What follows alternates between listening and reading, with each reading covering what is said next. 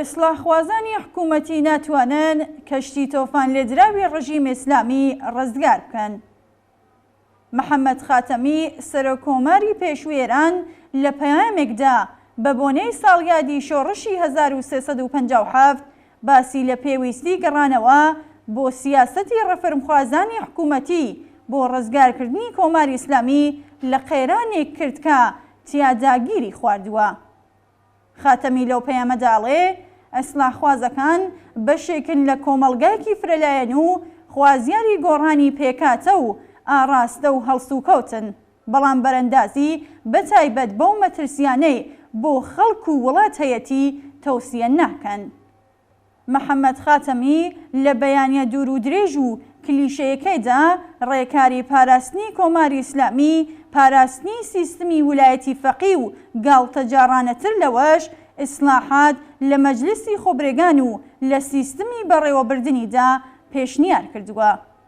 ئەو لە بارودۆخێکدا کە زۆربەی خەڵکی ئێران خوازیاری ڕووخانی کۆماری ئیسلامی باس لە مانەوەی کۆماری ئیسلامی و تەنانەت لە ڕێفۆرم لە مەجلیسی خۆبرێگاندا دەکات. بێئابڕووی سیاسی و ئەخلاقی ئیسلاحخوازانی حکوومەتی کە خۆیان بەشێک لە هەیئەت حاکمەی ئێران و بەتایبەت لە ناوەندە ئەمنیەتیەکاندا بوون سنووریکی نییە. ڕانەتر لەوەش ئەوەیە کە ئەم بەیانیە لە بارودۆخێکدا بڵاو دەکرێتەوە کە بەشی سەرەکی ئیسلاحخوازان یان لە حەسر و زینداندان و یان لە دەسەڵات وەدەرنراون.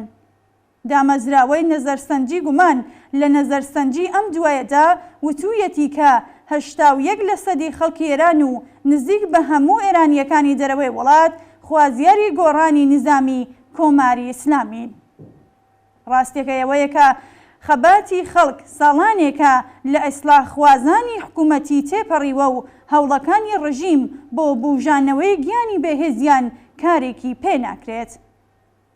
حکوومەتی ئیسلامی وەها نوقمی گەندەڵی، جەنایەت، سەرکوت و تاڵانچیەتی بووەکە لە هیچ بوارێکدا شیاوی ئیسلاحکردن نییە.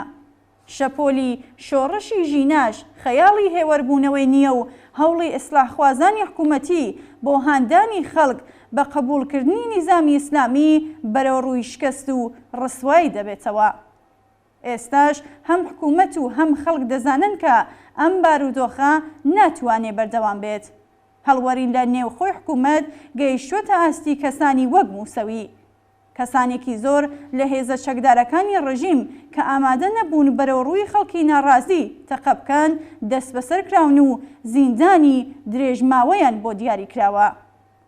کۆمەڵێک راپۆرتی جۆراوجۆر لە بەردەستان کە ژمارەیەک لە بەرپرسانی سەرەوەی حکوومەتی لە بارودۆخ و شەخسی عەلی خامنەئی ناڕازین و بۆ پاراستنی نظام و ڕزگارکردنی گیان و سەروەتی تاڵانکراویان خوازیاری کۆنتڕۆڵکردنی عەلی خامنەئی و پێکێنانی ئاڵوگۆڕێک لە حکوومەتدان.